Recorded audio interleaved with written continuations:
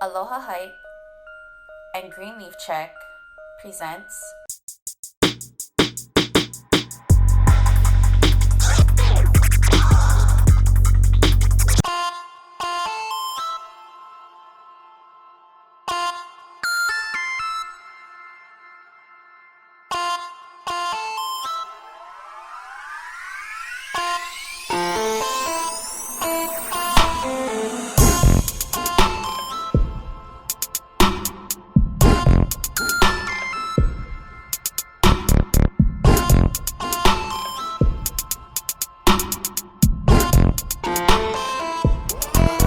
See, I'm just chillin' on my 40 and I got your lady trippin'.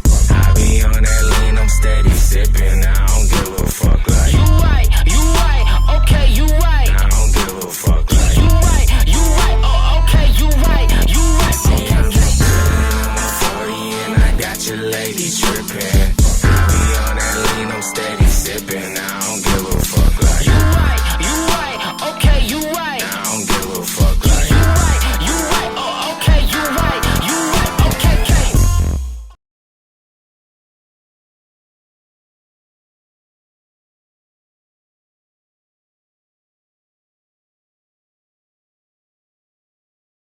What is up, everybody? Welcome to Fresh Let's Vibe. I go by the name of Sheiks, and this is episode 2. So today we got Jim Hurdle in the building. What's up? We're here at About the Goods on McCully Street. Come check them out for the latest streetwear gear out here. They have their own line and everything, backpacks, anything you need, vinyls.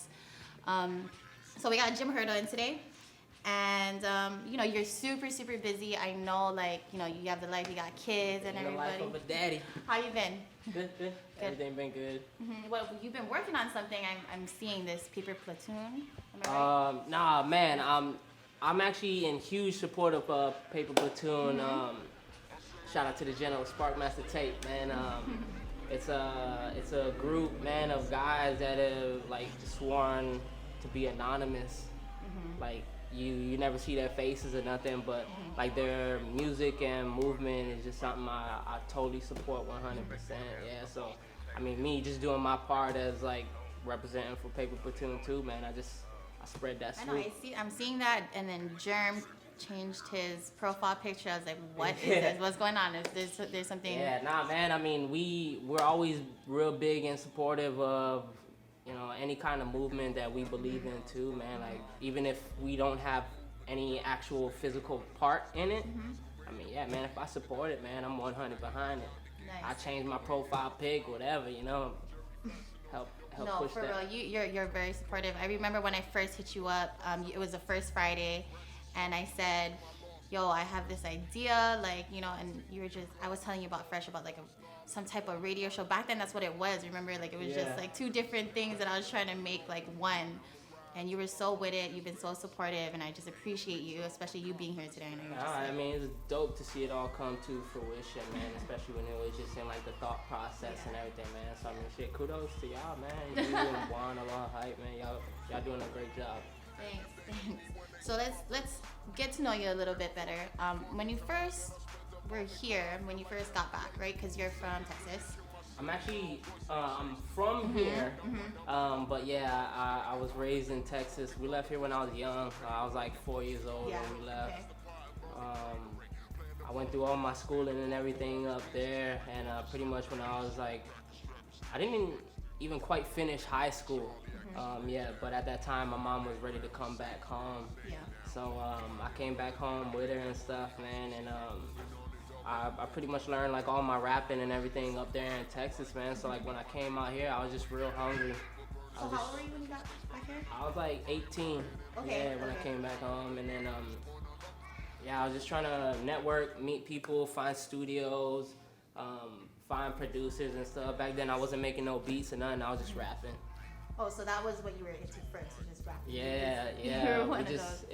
it came up as something just being like a hobby, pastime kind of thing with friends where we just be chilling, messing around, goofing off, and one of the homies would be beating on the table, and then Oh, we in the just be cafeteria. freestyling. Yeah. And it started off just as like a fun pastime, and before I came back home, I just felt like, man, I ain't really good at nothing else. You know, like I'm actually pretty decent at rapping. So came back home, and being that I didn't have a lot of things like to stray me away, to really lose focus on, like I zoned in on just making music and networking. Yeah. So when you got back here, you were 18. What was the scene like? Who were you like? Honestly, when I first came home, I feel like it was a little bit harder for me to find like the shows and network with the people. I think Who was hot back then? Tasha was really one of the only ones that was out here doing it on the level to where I seen that I wanted to be getting it too, you know? I came out, and one of the first big shows I got to go to was the Rock the Bells that had Wu-Tang and Bone. And they had Tasha opening up, you know? So for me, I mean, I grew up listening to Bone and Wu-Tang, you know? So to see somebody be able to open up for that, like it obviously says something about either them musically or their work ethic or something, you know? So I seen that, and I was just like, damn, man, like that's pretty dope. I got familiar with like Flip the Bird and stuff, man, and yeah. Oh, you shouted them out on the Southern Aloha. Yeah, I still rep for FTB too, man. I got a lot of affiliations, man. Like I work with so many people out here, man, and if I rock with you once, man, I rock with you forever, pretty much. Yeah. For sure. Yeah. So you've been collaborating so much with everybody, and I think that's such a great thing because you moved up so much. Then from seeing Tasha then, and that's kind of where you are now. How does that feel? Like, tell me about your experience so far. I mean, for me, I don't know, maybe I'm just greedy, but I always want more, but it's good to like have something to reference to, you know, like, so me being able to network and do the things that I'm out here doing now, like I'm very grateful for, you know what I mean? Nobody has to mess with me, you know? Like nobody has to be hitting me up for the studio or for beats or wanting to collab or nothing, so like, the fact that people do, like, man, that's a blessing. Yeah, love it. So, I remember you had a name back then, Pro. Yeah, I used to go by Pro. Your tagline back then was, you know, this is what a hit sounds like. It was funny. I just made, when I first started making beats and stuff, of course, I was probably geeking off my own stuff too, but I was like, man, this is what a hit sound like, man. And like just joking around, I recorded that line in my studio, and then it just became my little tag, my moniker and stuff. And so that's what everybody know me as, like, oh, this is what a hit sound like. Yo. And then now you're up in the chop shop with Jim Hurdle. Yeah. Shout out to my brother Clark, Grip H, man. When we was up in my studio, my home studio, just cooking up, man, he just said it jokingly. He was like, man, bro, your place is like a chop shop, bro. Like how you just able to take shit, cut shit down, bro, and we come out with masterpieces and stuff, man, so.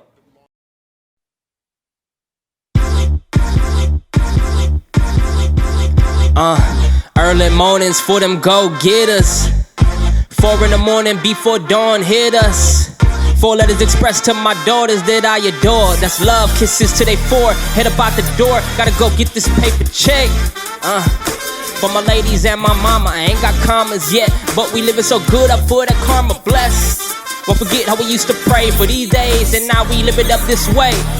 Reminiscing on wishes that came true. So thankful for the lessons I learned, so glad that I made through. The stress and the hurt, the pain was worth everything, the rain too. So beautiful what it became to, how could that ever be shameful? It made me stronger than anvils, nothing is breaking my stride. Biggest mistake is not swallowing pride, wishing that I could turn back in the time. I tell the young me we gon' be alright, it's all gon' be fine. Boy, just never let up, keep your head up. I hope you got the messages I sent you, postcards and mailed letters. Love from Makiki, baby. Love from Makiki. Yeah, love from Makiki. Best believe me, life ain't easy, but see everything has meaning. And don't forget to pray for him this evening. Love from Makiki, baby. Yeah, love from Makiki. With love from Makiki, life ain't easy, but see everything has meaning. And don't forget to pray for him this evening. Yeah. Yeah. Yeah.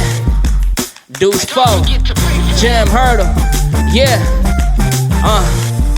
let's go, fresh, come on, come on, come on, come on. come on, come on, come on, yeah, come on, yeah. So long to the old me, 100 records neglected, never exposed. It's like I lost my focus, now my third eye open. See, I dreamt it before I wrote this. The vision I give them, live for the moment. An omen, my showman, shitting on my opponents. They tell them get them higher, they ain't supplying that potent. It's all fear and loathing.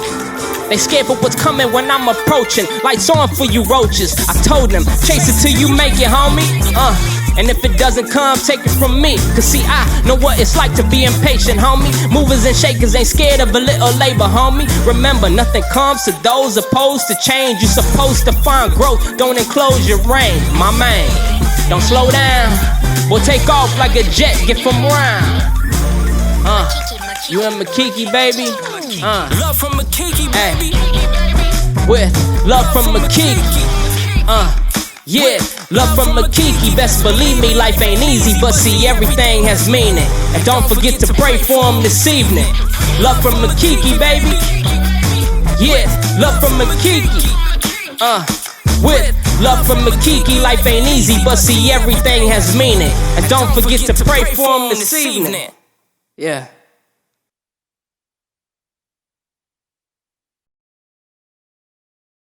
Yeah, once Clark called it, man, I was just like, hell yeah, bro, this is the chop shop now. And you know, one thing that I love about your craft is you work with a lot of people, so that just means you're like a chameleon. I called you this before only because like you just know how to adapt to people, and you're easy to connect with. Like I try my best too. I mean, I know everybody is gonna be different. Yeah. They're gonna be able to add something different. For me, just from a producer's aspect, I try my best to bring their vision or enhance what they bring to the table as well, you know? Yeah. And just try to utilize their strong points and put that out and display, yeah. Yeah, it's just, I remember when I talked to Sire, when I first like met him, he was like, yo, Jim is a curator of sounds. Like he makes all these different things, and how do you feel about that? Like, you know what I mean? Shit, that's dope, man. I mean, it's humbling and blessing, man, that people consider me to be something like that. Shout out to Sire too, but that's actually my blood nephew. Yeah, I know, Uncle Jim. Yeah, that's he told me that, and that's my nephew.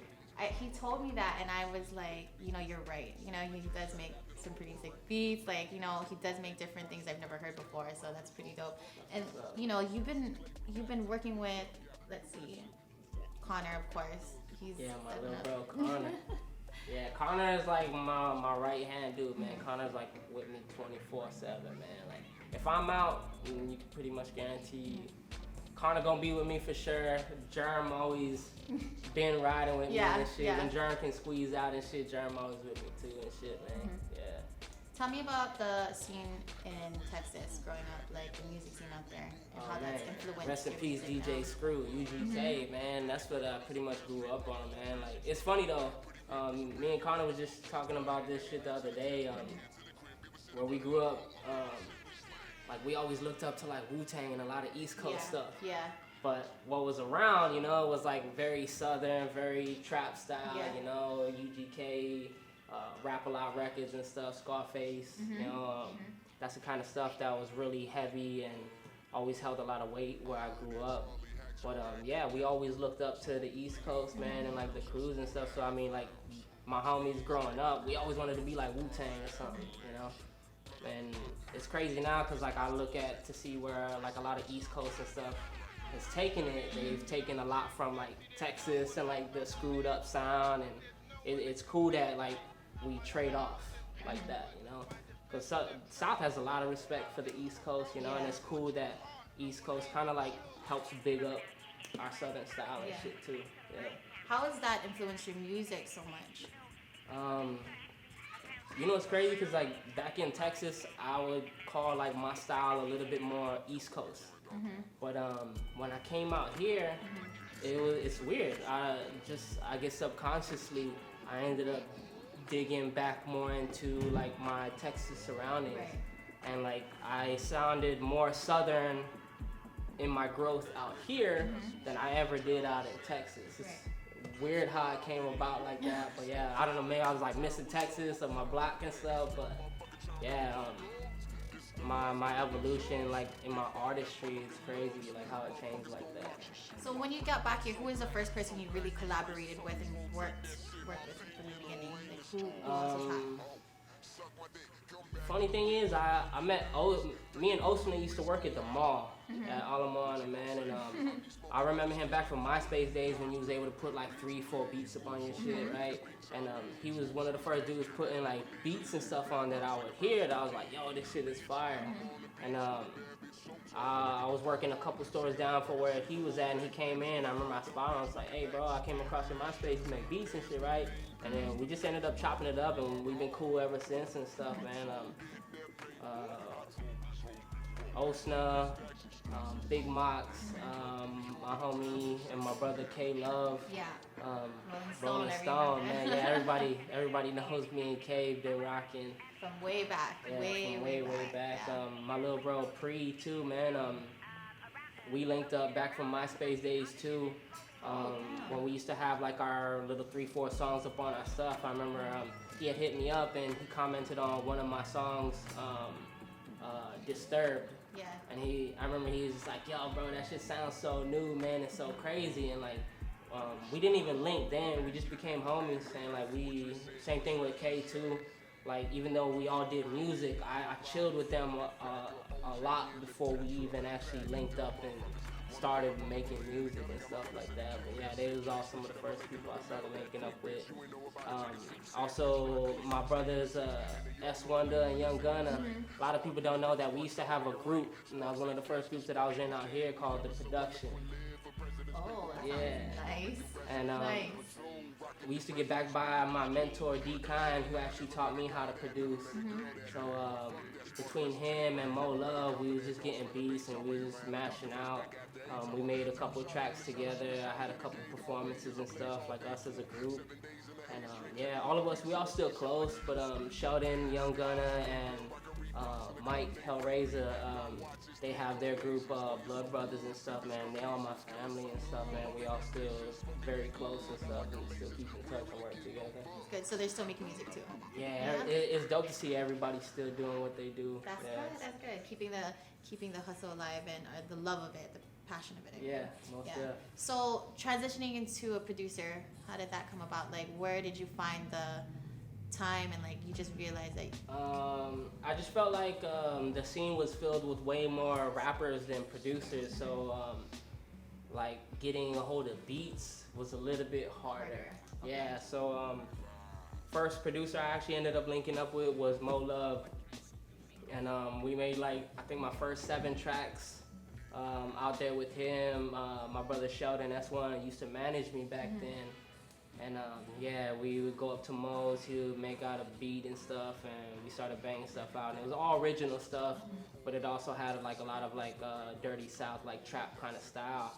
And at that moment, I really wanted to try to get a hold of like cause like Kanye was at his like beginning height, you know, so Yeah. the sampling and everything, that soul style was like getting real heavy rotation and stuff, and that's the kind of stuff I was looking for at the time. And out the blue, man, we met my homie, my mentor, D Kind, and that's all he had. He grew up in Virginia, man, so he grew up with a real jazzy, soulful style, and this dude had a load of just sampled beats that was just fire. I linked up with him, man, and like my first mixtape, Daily Hustle, was pretty much like 95% produced by him. And we banged that out, and me, I'm such a sponge, man, like working with him, I just watched every session. I watched what he did. I would see him chop the beats up, record us, and I ended up copying me like a little rinky-dink computer and stuff.